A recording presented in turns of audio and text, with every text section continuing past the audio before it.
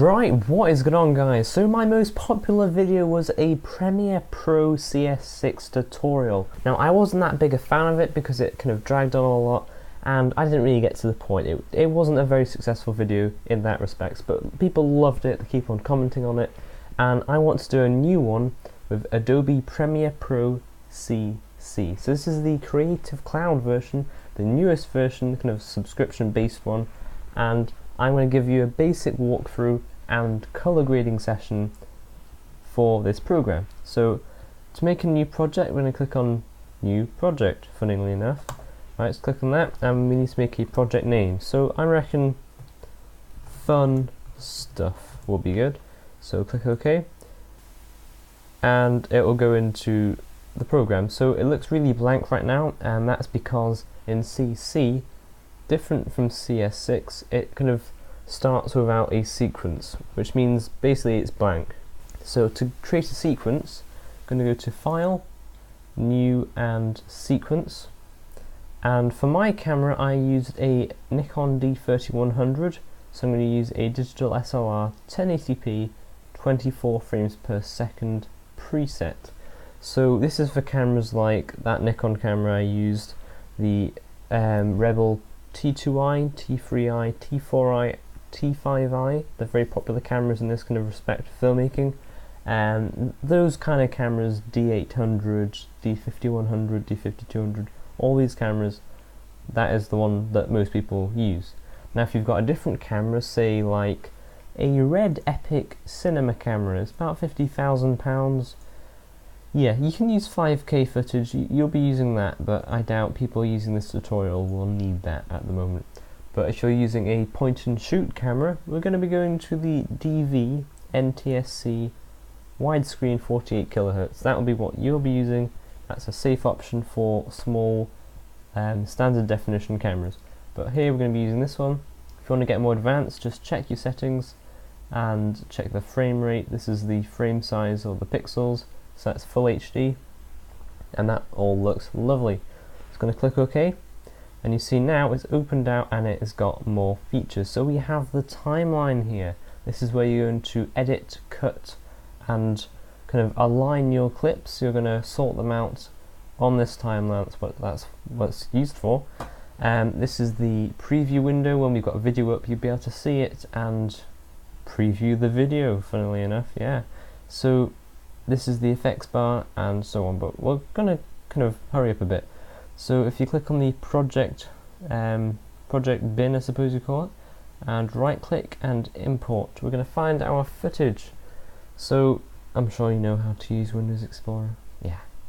Okay, so we're going to find the footage. This is mine, shot on that camera I told you about, the Nikon D3100 in Bruges. This is the famous boat trip which goes through the city on the canal. It's fantastic, and well, I wanted to edit the video for it. So what I just did there, without telling you, it's very naughty of me, using the plus and minus keys you can zoom in on the video. It doesn't change the clip duration, all it does is just zooms in. And you can also use this tool here to do exactly the same thing. It's quite important just to be able to see it, it's not getting too small, you know. So this red line, this is going to be where you skip through your clips, like that. If it's really slow at this point, head over to here and make sure the resolution is at lowest. That helps your computer kind of process the video preview and not get bogged down. Now if it isn't playing at all smoothly, then that's about as good as it's going to get, so I'm sorry about that. Now then, I want to find the start and end point of my clip. So say if I want to start it here, just when the boat comes in, I'm going to either click from the start and drag that in, and that's cut it, or Control Z will go backwards, by the way, or I can hit C to get the eraser tool up and click where I want it to cut. It split it in half, you see, and we're just going to highlight the section we don't want and click delete on our keyboards. Now it's very important that you see there's a blank space here. You don't want that. You want to drag the clip back to the start again, and same if you want to edit the end of it. Say I want it to stop there, just drag it back again and that will cut it. So you can see what you've done there. That's lovely. Now, I shot this flat on my DSLR, which basically means I've made the footage deliberately dull and colourless so I can change it in post, which was what we're doing right now. This is just a general, it's good practice to do this, and I'm going to show you what I do. So if we go to Effects panel and Video Effects, now this is the thing, I use Magic Bullet Suite to sharpen, denoise and so on, as well as colour grading. So I'll be using Color Steiner 2, so just click and drag over onto the clip. But if you don't have that, because it does cost, you're going to have to use Color Correction, scroll down, and the Fast Color Corrector. But it's very, very similar, just it looks different, okay? So we haven't put that on, we've just used the Color Steiner one because that's what I prefer. Scroll down, you have a good look at that, that's what we'll be using. And again, really recommend this one, it is a really good program. I prefer it for the inbuilt color correctors, it's just nicer. Philip Bloom also uses it for his color correction, which is always a good sign. Good old Bloomy, eh? So we're going to use this to brighten the colours up and make it look realistic, because right now it's just really dull. So there's lots of different things you can do, but what I normally do and what is good practice is to do the general, taking the shadows, just click and drag, taking the shadows to the blue section. Now it may be a bit slow, but that's fine, you just have to live with that, I'm sorry. Taking that to the blue, okay, it may have got darker, don't worry about that at the moment. Using the mid-tones, taking that to the warmer tones, so you like yellow, orange, red, like so. And you can leave the highlights if you want to. I normally do, unless, say if you've got a white wall and you want to change the colour of the wall, that you'd be using the highlight tone for that. But for skies, you want to keep it a normal colour. That's just a general rule that I keep to.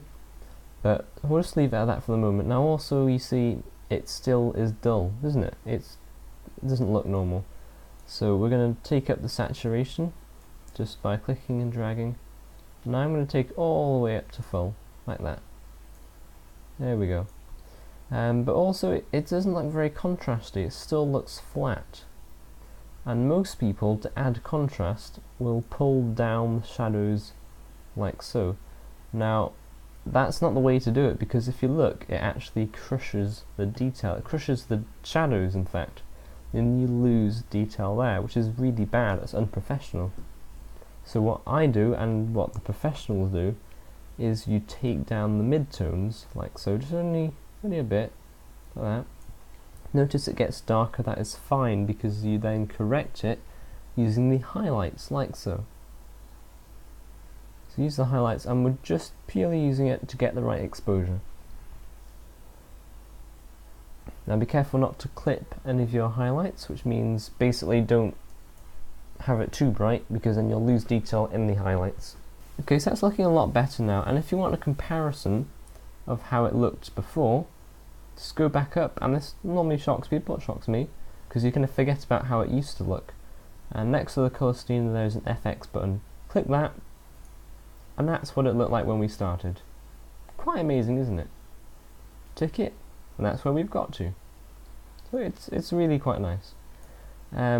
If you do notice, say if you wanted to zoom in on the picture, just check things, go to fit and choose your zoom percentage. I'm going to choose 150 and click the H on your keyboard to pan around the image. So I just want to check something here.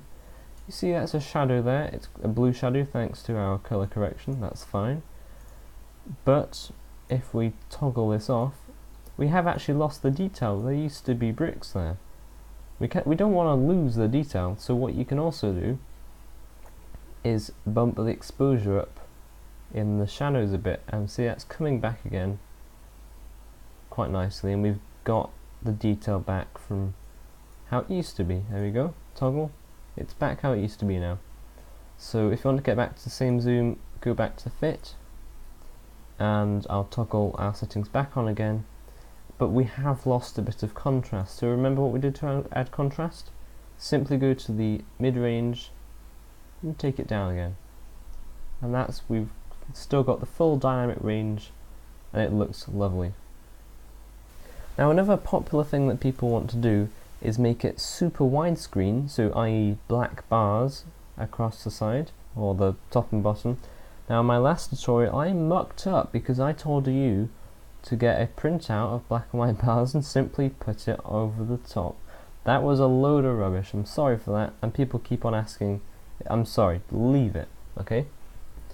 If you want to add black bars, go to File, New, Sequence, so remember we did this before, and go back to your preset again, but then go to Settings, and this is going to depend on the resolution of your camera, but say if it's Full HD like mine, go to Horizontal, no, got that one wrong again, Jason, okay, go to Vertical, and change it to 800, and notice when you click off, it changes it to 12 by 5, that is anamorphic ratio film.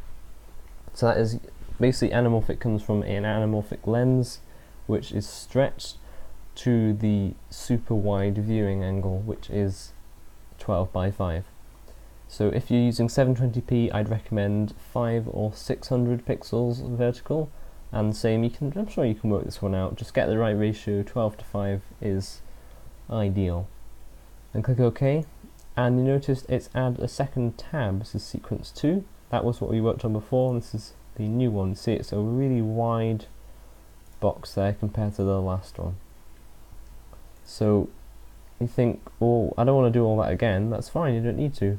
You just click, copy what you've just done here, go to sequence 2, and use Control V on your keyboard to then add it back in again. And you see it is now made that widescreen, which is lovely. And also, if you go to motion up here, expand that, you've got room to crop it a bit. So there you go, you've got a better view now. One more thing, if you zoom in again, remember how you zoomed in? Go to 150, that's what I normally use. And the detail's actually quite soft. That's because when I shot it, deliberately took the sharpness down to avoid some complicated things which I'll talk about later in another tutorial.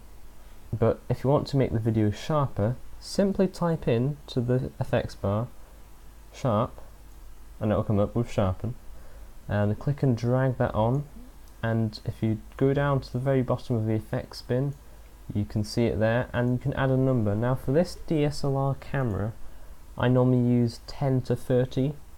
Now if you add too much it will look quite horrible, but I'm going to try 20, and there you go. And you can see a very small adjustment. Remember, this is a small preview, so it's not going to make much difference, but it has just clarified it, you know, it has just generally crispened it a bit more.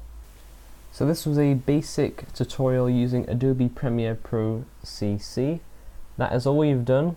So if you take them off again, you can see the improvement. We've gone from flat to graded and sharpened. To export this, which basically means to view it back as a video file, where you're going to go to Export, or make sure the clip is selected first. Go to File, Export, Media. Now I'm going to take you through this as well because it is part of the tutorial. This is where we render it out as a viewable video clip. So format, simply go down and choose H.264. It is the standard nowadays and it is such a good system. And for some reason my editor has packed up. Why? There we go. Right, so it's come back now. Yeah, it can pack up sometimes. So use H.264. Like I was saying, it's the standard, and it's used for everything nowadays, and it's a very good encoder. Now you can see it's automatically used match source high bit rate. Just select that, and I'll take you through what it's done. It's basically automatically looked all the settings and matched it. So it's matched the pixels, which is our widescreen, it's matched the frame rate, and it's matched the aspect ratio of the pixels, everything else as well. Now that's fine, you can leave that because it's done it correctly, but at this point, bitrate. Now this is how much compression is done to the video. So if you want a really high quality look, then you can say you can give it 20 megabits per second, and that will be really high quality compression. But it's a big file size for this clip, 15 megabyte for a 6-second clip. If you want to upload to YouTube, have still good quality but a small file size, then 5 megabits per second is my personal limit for full HD video. That is as low as I would go for full HD video, and it still looks good. Like I said, like, please, comment, subscribe, follow me on Facebook. I've got a page for that, I update regularly for that, and Twitter. I also tweet out things for the channel, and I will see you soon.